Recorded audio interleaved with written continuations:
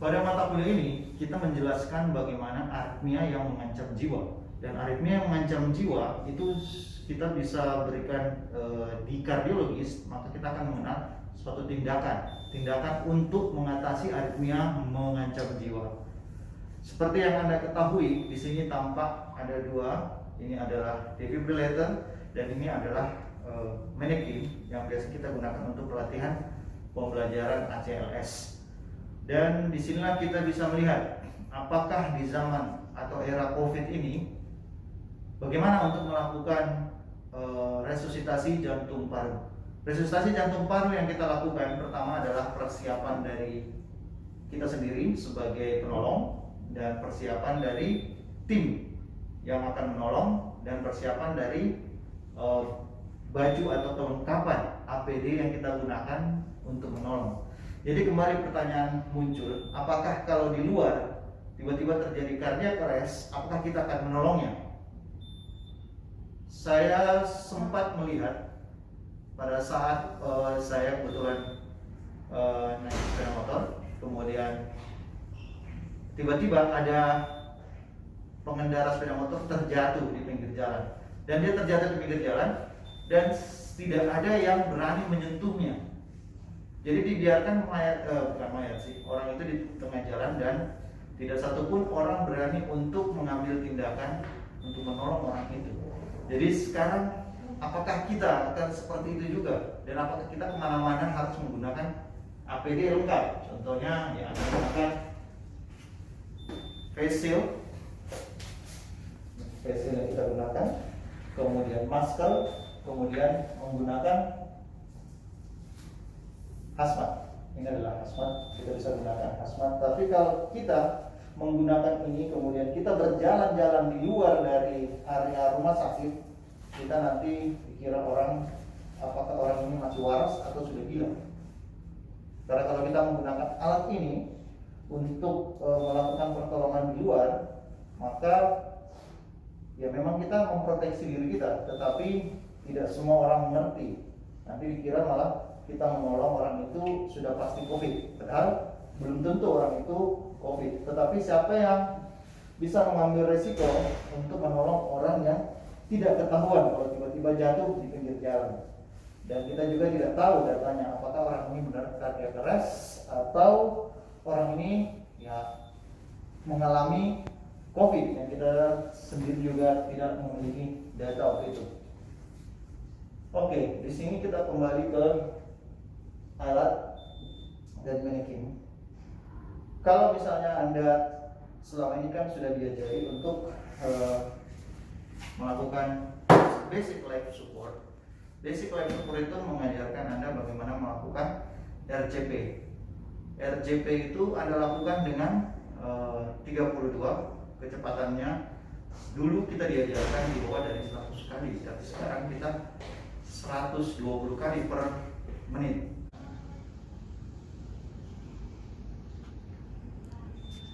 Kuliah kita adalah aritmia. Di sini aritmia ada yang terbagi atas dua. Satunya adalah mengancam jiwa. Ini aritmia yang istilahnya tidak mengancam jiwa. Jadi kalau kita bilang mengancam jiwa, ini kalian jangan susah-susah menghafalnya, tidak banyak. Ini berarti turunannya cuma ada yang kita sebut sebagai VF, VT, kemudian VF dan VT, PDA dan asistol. Dari sini kita bisa melihat bahwa cuman ada 4 yang mengancam jiwa. Dan dari yang mengancam jiwa ini kita bisa lihat kembali bahwa ini kalau tidak ditolong, istilah dari mengancam jiwa tidak ditolong akan menyebabkan terjadinya kematian mendadak atau sudden sudden death. Kalau ditolong berubah jadi aborted sudden death, atau kadang-kadang kita bilang aborted sudden death, sebelumnya namanya ROSC atau Return of Spontaneous Circulation. VT, VR, PA, asystole. Intinya adalah bagaimana kita mengenali gejalanya.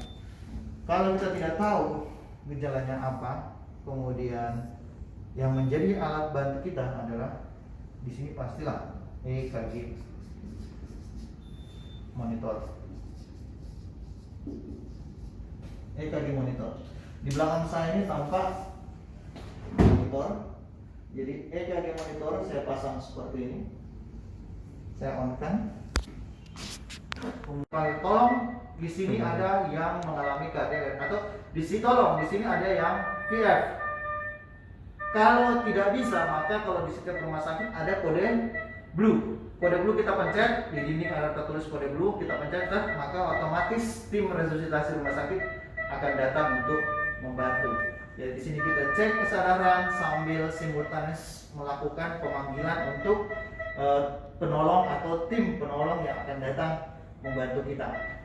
Sementara kita menunggu tim penolong, maaf di sini saya terlalu pendek, maka kalau misalnya ini saya harus pakai bangku, diklik supaya saya bisa melakukan tindakan resusitasi yang benar. Tindakan resusitasi yang benar yaitu kita melihat dua papila mama pada laki-laki, maka kita mengambil pas di tengah antara kedua papila mama itu. Jadi bukan ke kiri-kiri karena dekat dengan jantung, jadi kita tetap di tengah. Kenapa kita di tengah? Karena di sini adalah titik tumpuan terkuat. Karena di sini ada sternum, dan apabila kita memencet sternum, maka kita tidak membuat terjadinya fraktur kostal. Kemudian ini harusnya jatuh berat badan saya ke titik tumpuan dan sudut pinggul saya ke belakang. Kalau dengan posisi seperti ini saya melakukan RCP, maka saya jamin dalam 10 menit saya encok karena belakang saya sudah tidak sanggup lagi, dan kemudian RCP saya tidak optimal untuk mendapatkan hasil yang baik. Kemudian apabila kita tahu RCP, maka berikutnya adalah kita melakukan defibrilasi. Kalau memang di rumah sakit itu ada tim penolong yang datang membawa alat defibrilasi, kemudian kita mencantolkan atau kita memasang lead EKG-nya, kemudian terbaca itu adalah ventricular fibrilasi. Maka next step yang akan kita lakukan di sini adalah melakukan defibrilasi kalau di rumah sakit. Tetapi ada juga alat yang bisa kita gunakan namanya automatic external defibrilasi. Maka di sini otomatis kita langsung melakukan shock. Ini alat ini otomatis, maka kita lakukan manual defibrilasi. Kemudian satu ini tertulis apex dan satunya tertulis sternum. Maka Anda memasangnya di satunya di apex, satunya di apex seperti ini, satunya di sternum. Kemudian ini casnya ada di lengan kanan yang bertambah kuning. Ini dengan 200 joule. Jadi sebelumnya tadi ada teman saya yang melakukan RCP, kemudian saya melakukan defibrilasi. Jadi saya akan mengatakan I'm clear, you're clear, everybody's clear. Maka ini saya akan shock. Maka shock delivered. Setelah itu harusnya tindakan ini tidak bisa kita lakukan dengan one solo, karena harus ada yang melakukan tindakan RCP. Setelah dilakukan defibrilasi, maka langsung dilanjutkan kembali dengan RCP, kemudian ventilasi 2 kali. Cara memegang ini C, kemudian ini adalah 3. Maka ini kita balik, ini C-nya seperti ini. C, kemudian ini adalah C. Ini tidak menahan dagu, kemudian kita lakukan ini kita mendorong dagu, jaw thrust, ini namanya jaw thrust. Kita menyokong dagu, 2 teras. Kemudian ini kita lakukan ventilasi 2 kali, 1, 2. Kemudian kita lanjutkan lagi dengan lakukan RJP. 1, 2, 3, 4, 5, 6, 7, 8, 9, 10, 1, 2 sampai 30. 30 kita berikan lagi ini 2 kali. Begitu seterusnya sampai terjadi perubahan EKG. Kalau sudah terjadi perubahan EKG, baru kita lakukan cek nadi. Jadi nadi itu cuma 2 kali kita lakukan pengecekan. Pertama, pada saat kita lakukan tes kesadaran, cek nadi, dan kedua, apabila terjadi perubahan EKG, baru kita lakukan cek nadi. Di sini EKG-nya belum berubah, maka kita tetap lakukan RJP, dan RJP itu kita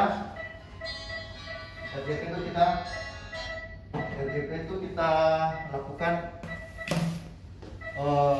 defibrilasi lagi. Dan dari defibrilasi ini kita lihat kembali, kalau ini tidak membaik, maka kita lakukan joule-nya kita naikkan 300, kemudian kita lakukan lagi defibrilasi ulang. Tapi dalam 300 pun kita cas tidak membaik, maka kita bisa naikkan ini ke 360. Ini namanya escalating dose defibrilasi.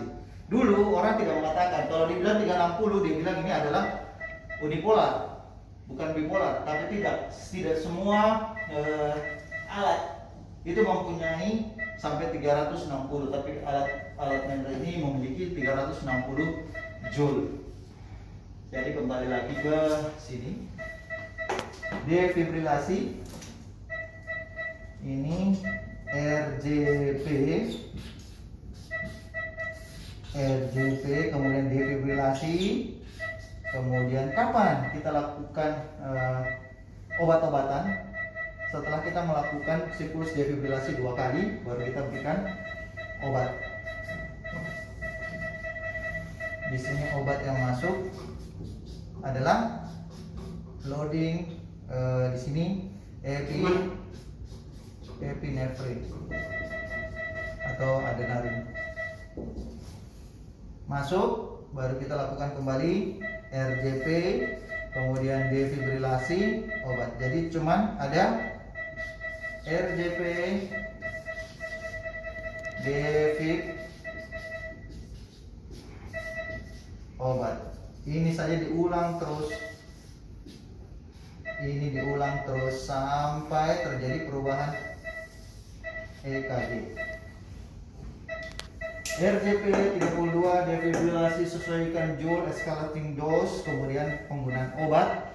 Kita gunakan epinephrine, dan obat berikutnya adalah obat amiodarone. Oke, di sini kalian bisa lihat sendiri, nanti ada algoritma untuk cardiac arrest. Ini adalah sebagian algoritma cardiac arrest. Oke. Ini khusus yang VF. Bagaimana dengan kardioversi? Itu VT. VT kita lakukan kardioversi. Gambar contohnya di mana? Sama juga, pasien datang kalau dengan nadi maka pasien itu sadar. Tapi kalau tanpa nadi maka pasti pasien itu tidak sadar. Jadi jangan ada yang bilang pasien tanpa nadi sadar dok. Nah kalau ini kita bisa lihat gambarnya adalah gambaran VT. Bagaimana kita mengidentifikasi VT? Ada syarat-syarat sampai kita mengatakan itu adalah VT. Tetapi tetap juga kalau pasiennya masuk kemudian kita tanya, Bapak, Ibu tahu di mana ini? Oh iya, ini di rumah sakit. Berarti orang ini sadar. Tidak usah lakukan cek nadi. Jangan semua karena standarnya begitu. Bapak, Anda kan tadi lihat pasien ini masuk dengan jalan kaki ke UGD. Jadi Anda tidak perlu mengecek. Bapak, langsung Pak, Bapak tahu di mana ini? Supaya kita tahu apakah orang ini tahu dan nyambung dengan apa yang kita tanyakan. Dia bilang rumah sakit, sudah tidak perlu lagi untuk cek nadi. Setelah kita tidak cek nadi, maka yang berikutnya kita lakukan adalah pemasangan lead. Maka gambarannya akan tampak seperti ini. Nah, dengan ini kita sudah bisa 60-70% mendiagnosa ini adalah ventricle takikardi dengan nadi. Maka yang dilakukan adalah tindakan kardioversi. Kardioversi itu kita lakukan tetap sama ini, kemudian kita lakukan synchronize kardioversi. Ini shock enter synchronize. Are you enter synchronize? Confirm. Maka muncul spike ini di atasnya, menandakan bahwa alat ini bisa membaca QRS dari irama jantung orang itu. Dia mau mengetahui, oh ada QRS-nya. Itulah kita sebut sebagai synchronize. Tapi joule yang kita gunakan tidak 360, kita mulai dengan joule yang rendah, yaitu 50 joule. Kemudian kita naikkan 100, kemudian kita naikkan 120, kemudian kita naikkan sampai joule di mana dia terjadi konversi. Jadi kalau dia sadar, maka kita tidak perlu menggunakan ini. Maka kita lakukan kardioversi sama, persis sama. Cuman ini kita taruh sini, kemudian ini sternum, ini apex, ini sternum. Kita cas. I'm clear, you're clear, everybody clear. Tetapi berhubung orang ini adalah sadar, maka lebih baik kalau kita lakukan sedasi. Sedasi kita bisa gunakan dia sepam, atau kita gunakan loras sepam, dia sepam supaya dia tidak kaget atau dia tidak, istilahnya tidak mengingat traumatis terhadap apa yang kita lakukan dengan alat ini. Saya dia sudah mulai agak mau tidur, atau biasa juga kita gunakan propofol. Lalu kita lakukan I'm clear, you're clear. Tetap sandinya adalah I'm clear, you're clear, everybody. I'm clear, saya melihat diriku sendiri. I'm clear, you're clear, saya melihat adakah orang di sekitarku. Everybody clear, kita lihat sekelilingnya. Kalau clear, baru kita melakukan shock in 1, 2, 3. Maka saya lakukan shock. Kemudian kita melihat kembali gambaran EKG setelah kita shock. Kalau misalnya masih tetap dengan gambaran seperti ini, maka kita pikirkan untuk menaikkan dosis. Naikkan dosis, energinya kita tambah 100. Nah, kita ulang lagi 100, kita shock lagi sampai mencapai dosis yang maksimal. Oke. Di sini tadi akan muncul pertanyaan, apakah semua orang-orang ini akan dilakukan defibrilasi dengan sadar?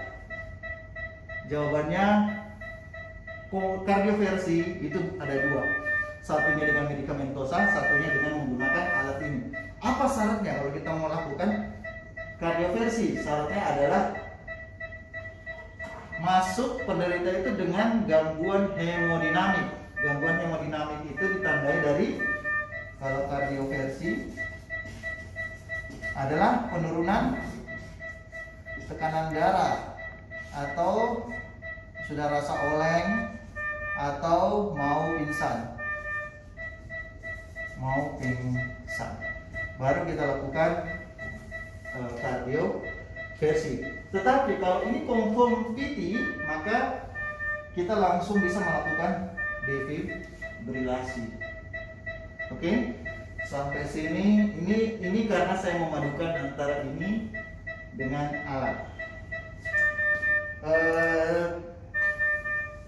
Bagaimana dengan PIA dan asistol? PIA asistol ini adalah kalau sebelum terjadinya asistol, maka gambaran EKG-nya itu akan seperti ini. Ini PEA, dia seperti ini, kemudian downwind, ini seperti ini. Nah, ini cuma menandakan ada aktivitas listrik jantung, tapi tidak ada kontraksi yang disebabkan oleh ini. Jadi kelihatan gambarnya seperti ini. Dengan kata lain, ini hampir sama dengan asistol.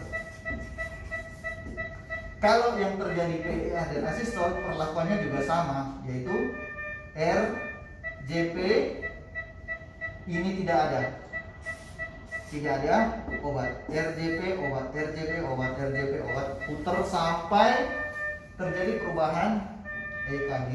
Kalau EKG-nya berubah menjadi VT, maka ya kembali ke protokol VT yang kita lakukan.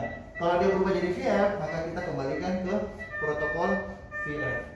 Kapan kita berhenti melakukan RJP atau tindakan ini yang kita sebut sebagai kalau terjadinya ROSC. Atau dengan kata lain ini adalah return of spontaneous circulasi. Maka dia sudah kembali dari tadi anggaplah VF, VT kembali ke ROSC ya asistol, maka itu kita sudah anggap bahwa dia sudah return. Maka kita lakukan secondary survey. Secondary survey itu kita melihat kembali dari A, RW-nya, apakah ada masalah dengan RW, kemudian breathing-nya, kita lihat pengembangan dadanya. Kalau pengembangan dadanya sesuai antara kiri dan kanan, kalau tidak ya kita minta dilakukan fototorak atau CT scan untuk melihat apakah ada traumatis, adakah pneumotorak dan sebagainya. Kemudian sirkulasinya kita lihat bagaimana tekanan darahnya, apakah tekanan darahnya stabil di 120 sampai per 80. Apabila tidak stabil maka kita bisa memberikan cairan 2 liter. Karena dianggap bahwa orang-orang yang sedang mengalami atau mengalami cardiac arrest, maka dianggap bahwa itu sama dengan orang yang mengalami dehidrasi. Kalau sama dengan orang yang mengalami dehidrasi, maka pertolongan pertama yang kita berikan adalah pemberian cairan. Oke, kemudian D adalah diferensial diagnosa. D itu adalah diferensial diagnose. Ya, di sini kita mengajari ada 5H dan 5T. Hipohiperkalemi, kemudian hidrogen ion, kemudian hipovolemi, kemudian hipoglikemi tidak masuk. Berapa? Hiperkalemi, hipovolemi, hidrogen ion, kemudian hanya ada kata 2 itu gabungan dari 5H. Sedangkan 5T tamponade, kemudian trauma, kemudian tumor, kemudian perdarahan masif, kemudian ada ini kita bisa lihat kembali di ACLS 5H5. Oke, sampai di sini ini hanya khusus yang aritmia yang mengancam jiwa. Jangan susah, maka kalian coba menghafal bahwa ini cuma ada ini. Tetapi ada satu lagi kembangannya. Kembangannya itu adalah perbandingan antara, coba ambil hapus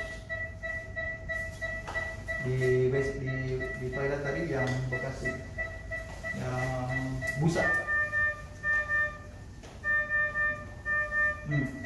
Maka kita bisa lihat kalau terjadinya ada penggabungan antara ini dengan ini, kita sebut sebagai torsa depoa atau namanya polymorphic VT. Apa yang dimaksud dengan polymorphic VT? Polymorphic VT, kalau tadi VT adalah seperti gambar di monitor itu, maka polymorphic VT dia tidak teratur gambaran dari TRS-nya, maka itu disebut sebagai polymorphic VT. Sedangkan kalau polymorphic VT ini saya selalu mengajarkan kepada kalian, anggaplah ini saya buat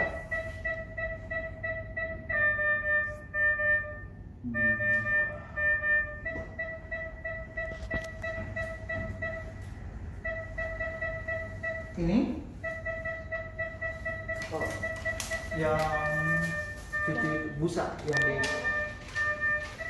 kalau ini kita mengatakan adalah, kalau Anda membacanya ini adalah VF atau ventricular fibrilasi. Tetapi bila skalanya saya naikkan, nah ini kelihatannya sudah berubah. Dia gambarannya mirip dengan ventricular tachycardia. Jadi di sini tidak ada salahnya kalian membaca ini adalah ventricular tachycardia yang ini adalah ventricular tachycardia. Ventricular tachycardia dengan polymorphic. Jadi gambarannya adalah gambaran polymorphic. Maksud dari polymorphic itu ya seperti yang saya gambar di atas tadi ini, berubah-ubah bentuk dari QRS-nya. Nah, sehingga ada nama tersendiri yang diberikan untuk polymorphic, namanya adalah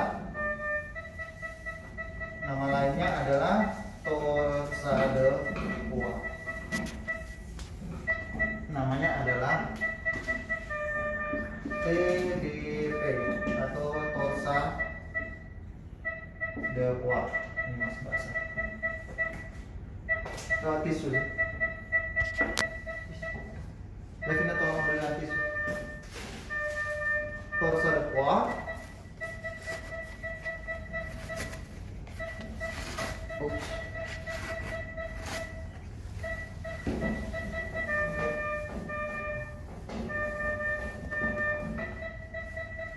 Namanya adalah torsa. The pointes orang bilang. Torsa devoir atau torsa the pointes. Ini gambarannya seperti, kemudian dia ada ini kita perhatikan yang di atas. Ini berubah dari ini dia ke bawah. Yang ini dari sini, kemudian dari sini. Nah ini namanya torsa. Kalau kita lihat dari gambar ini mirip, hampir sama. Karena ini adalah suatu QRS yang tidak bisa dibaca, maka tindakannya ini kalau dia datang, pasien ini datang dengan nadi atau sadar, with nadi sadar, maka ini tetap kita lakukan kardio defibrilasi. Kenapa? Karena alat ini tidak bisa membaca adanya suatu QRS, maka dianggap ini sama dengan VF. VF adalah VT polymorphic. Jadi ini kita lakukan defibrilasi. Nah, tadi kan kita bilang kalau dengan nadi jangan di defibrilasi, tapi khusus untuk kasus ini kita lakukan defibrilasi dengan alat kardioversi ini. Maka yang kita lakukan kardio defibrilasi untuk torsa devoir. Tapi yang lain-lain tidak. Oke, mungkin sampai di sini kalian masih bisa mengikuti. Oke, ini aritmia. Sekarang bagaimana dengan aritmia tipe lain? Ada aritmia tipe lain dengan nadi. Contohnya adalah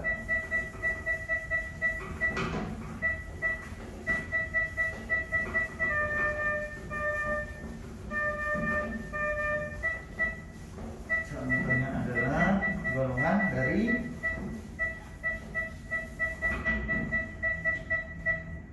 yang kita sebut takikardia. Aritmia itu takikardia dengan bradikardi. Gabungannya ini namanya takibradikardi, atau dengan nama lain adalah sinus node disfungsi. Jadi ini namanya takikardi. Aritmia itu tergolong dua. Tadi pembagiannya aritmia terbagi atas yang mengancam jiwa dan yang tidak mengancam jiwa. Kemudian kalau kita bagi atas garis besarnya, ini cuma dua, takikardi dan bradikardi. Kalau yang gabungan antara taki dan bradi kita sebut sebagai takibradikardi, atau kita sebut sebagai sinus syndrome atau sinus node disfungsi. Dari sini kita bisa turunkan lagi. Kalau takikardi, coba lihat ada yang kita sebut sebagai algoritma takikardi. Sedangkan bradikardi juga ada algoritma bradikardi. Dari sini algoritma itu cuma mengajarkan kita untuk membaca EKG. Yang pertama kali kita lakukan adalah melihat sepintas lalu apakah ada QRS atau tidak. Kalau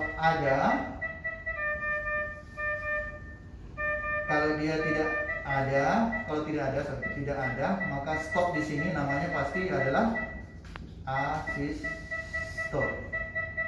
Tapi kalau QRS-nya ada, baru kita lihat apakah dia cepat atau lambat, apakah dia wide, narrow, atau wide. Baru di sini baru kita lihat apakah ada P, dan P digulir oleh P, Q diikuti oleh QRS. Oke, sekarang Coba kita cek pada EKG ini.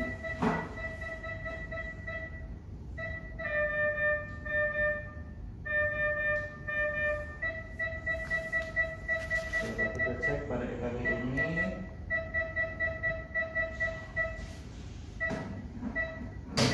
Oke, pertama secara sepintas lalu, ada gelombang PQRST. Kalau begitu berarti kalau dia ada QRS, maka otomatis EKG ini ada QRS-nya ya. Ada QRS-nya. Berarti bukan asistol, bukan VF. Berarti dua ini sudah hilang, asistol VF. Kemudian kita lihat apakah dia lambat atau cepat. Karena di sini bukan kertas skala yang kita gunakan, maka di sini ada speednya 80 kali per menit. Berarti ini masih dalam batas normal. Dia bukan cepat, dia bukan lambat, berarti dia normal. Kemudian apakah dia QRS-nya lebar? Kita lihat di sini QRS-nya kurang dari 0,12. QRS-nya ini kurang dari 0,12, ini juga kurang dari 0,12, maka dia masuk ke dalam narrow atau dia normal juga. Kita lihat lagi, apakah ada gelombang P-nya? Oh, ada gelombang P. Apakah satu gelombang P ini diikuti oleh QRS, P, QRS, P, QRS? Ada. Berarti P diikuti oleh gelombang QRS. Maka ini pasti adalah gelombang sinus. Sinus dengan QRS, maka kita bisa simpulkan EKG ini adalah EKG sinus rhythm 80 kali per menit. Jadi cara melihatnya seperti itu. Oke, sekarang kita coba lagi untuk EKG yang lain. Misalnya, saya rubah dulu, baru kita coba memasukkan yang sesuai.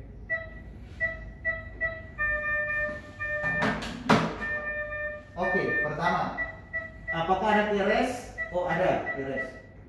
Berarti bukan ini. Cepat lambat. Kadang-kadang dia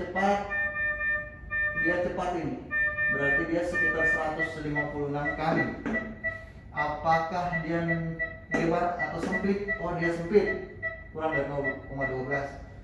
Apakah ada P? Oh, udah jelas P-nya. Kalau tidak jelas P-nya, kemungkinan dia bukan dari sinus. Maka kalau dia bukan sinus, kemudian dia satu di sini, cepat lambat di sini. Apakah dia reguler atau dia irregular? Di atas sini. Di sini dulu dia reguler atau irregular.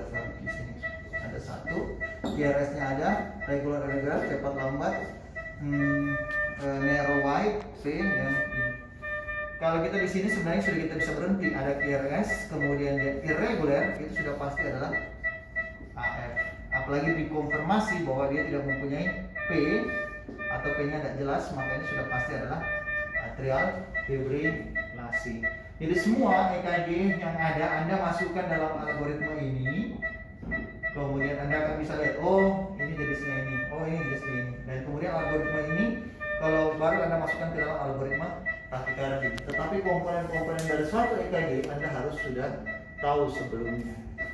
Begitu pula dengan bradikardi. Kalau bradikardi, tadi kan kita sudah bicara tentang PEA. PEA ini nadinya 40 kali per menit, tapi ini sudah mengancam jiwa. Kalau ini sudah tidak ada pemompaannya, tidak ada pemompaan jantung, otomatis orang ini pingsan. Kemudian blok kita ada dua, blok SA dan blok di AV node. Dan dari blok ini terbagi tiga lagi, first degree, second degree, kemudian total AV block. Kalau total AV block, kita mulai dengan yang tipe 1 terjadi pemanjangan PR. Sedangkan tipe 2, di sini tipe 2 atau baik tipe 1 atau 2, ini pasti tidak reguler, dia irregular. Kenapa? Karena ada missing QRS. Jadi kalau di sini reguler, ini juga reguler, ini irregular. Kalau total AV block pasti reguler karena P QRS-nya jalan sendiri-sendiri. Misalnya P-nya di sini 2, kemudian QRS-nya ini 1 gini, kemudian ada 2 lagi, buat QRS 1 gini. Tapi jarak ini ke sini sama, ini ke sini sama, ke sini sama ke sini. Maka itu kita sebut sebagai total AV block. Sedangkan kalau yang tipe 2, dia jalan, kemudian dia pendek dulu, kemudian di QRS, kemudian dia tambah panjang, kemudian QRS, kemudian dia menghilang. Maka ini derajat AV blok 2 tipe 1. Kalau tidak ada perubahan P-nya ini kemudian menghilang, maka itu adalah tipe 2. Contohnya adalah seperti ini.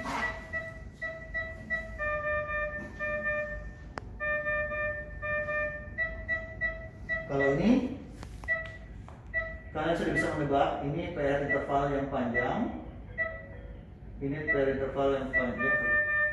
Oh, ini PR interval yang panjang, kemudian ini hilang, kemudian ini pendek, ini panjang, hilang. Maka ini adalah AV blok derajat 2 tipe 1.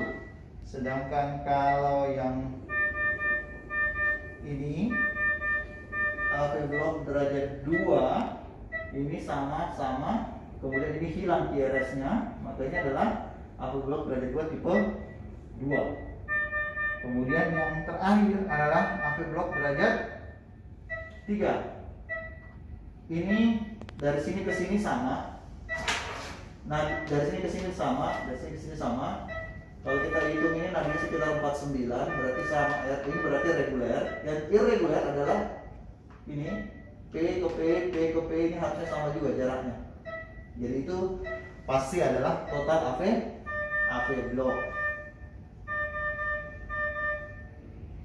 Oke, kemudian kalau kita lihat lagi yang first degree AV block yang ini, cuma PR-nya saja yang memanjang, PR interval yang memanjang, rate-nya sama. Berarti di sini kita sudah belajar tentang aritmia, terdiri takikardi, bradikardi, kemudian algoritmanya ada masing-masing. Jadi intinya sini tidak ada pengobatan medikamentosa kalau terjadi total AV block. Jadi kita harus memasang alat yang kita sebut sebagai pacemaker permanen. Pacemaker permanen ada 2. Ada yang single chamber. Single chamber itu cuma dipasang di atrium.